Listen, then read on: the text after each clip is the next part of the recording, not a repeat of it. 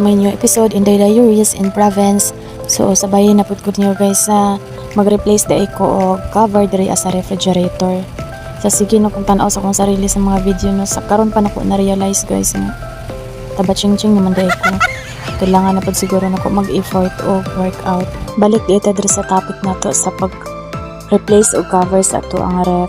First man ko napalit na cover is kaning plastic. So naka-order naman ko sa ato ang mahiwagang black up ug pang cover kaluyan.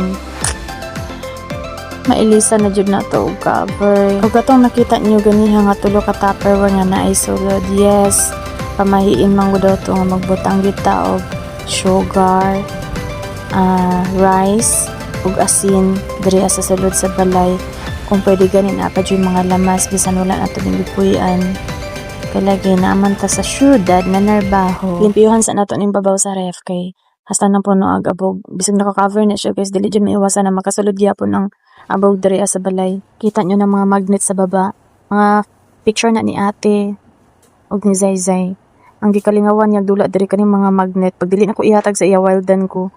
Ay nako, ang edad man gunya na ano siya sa stage na kung sa iyang gusto, mao jud na dapat imong mahatag sa iya.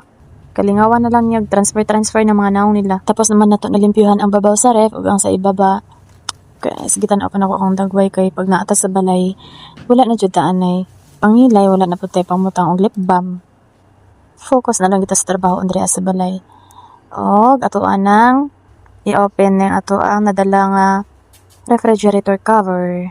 Tarang. So na siya 6 packet sa side by side para sa sudlanan sa mga listahan sa mga alam niyo na.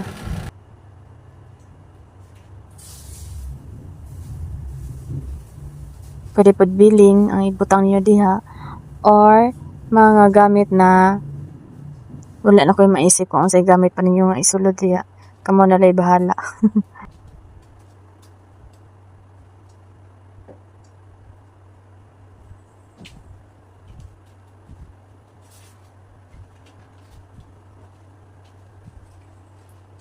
Thank you for watching. See you for the next video. Bye-bye.